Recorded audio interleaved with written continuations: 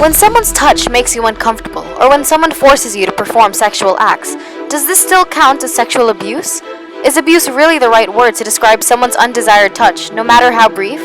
And can someone's skin color really affect how their actions are perceived? Will someone's salary, position, or gender change how the public will react? It's 2017, yet so many can't even begin to formulate answers to these questions. The term sexual violence or abuse is an all-encompassing non-legal term that refers to the sexual contact or behavior that occurs without explicit consent of the victim. Emotional manipulation or psychological force may be used to pressure victims into non-consensual sexual acts. Consent is an agreement between participants that must occur every time and is not necessarily verbal. It is important to note that the consent is not refusing to acknowledge no, incapacitation because of drugs or alcohol, assuming consent because of previous actions or certain clothes, and pressuring someone through fear or intimidation.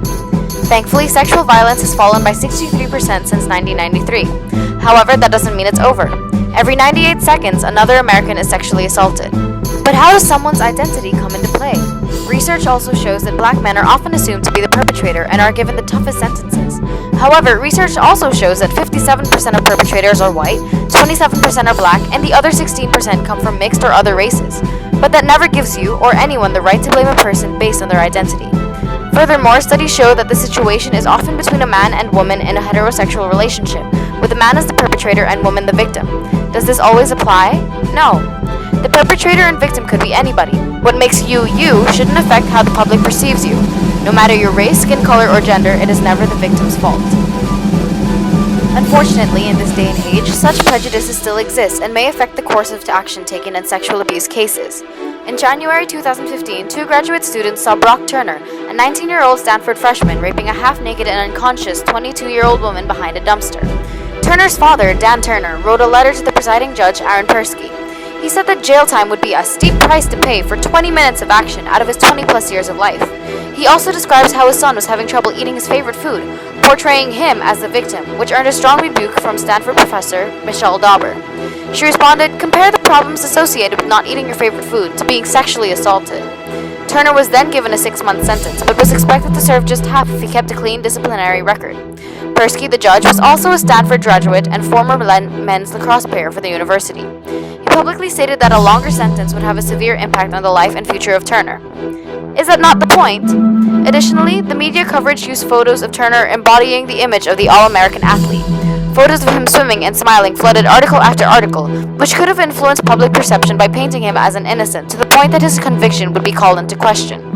This only furthered the notion that Turner was being treated in a different manner than others. For a controversy that rocked the world to its core by displaying such inequality in this modern time, photos that humanized the perpetrator engulfed news stations and articles for more than a year following the incident. On the other hand, 19-year-old Corey Beatty, the same age as Turner, raped an unconscious woman. There was ample evidence proving his crime: security cameras, cell phone photos, and video recordings. Beatty was immediately remanded into custody and had to serve a mandatory minimum sentence of 15 to 25 years in prison. Beatty's actions were inexcusable and deplorable, so the judge and jury treated his crime as such. Then why didn't Turner receive the same treatment? Here's a little something to think about. One man was black, one man white. Can you guess which one is which?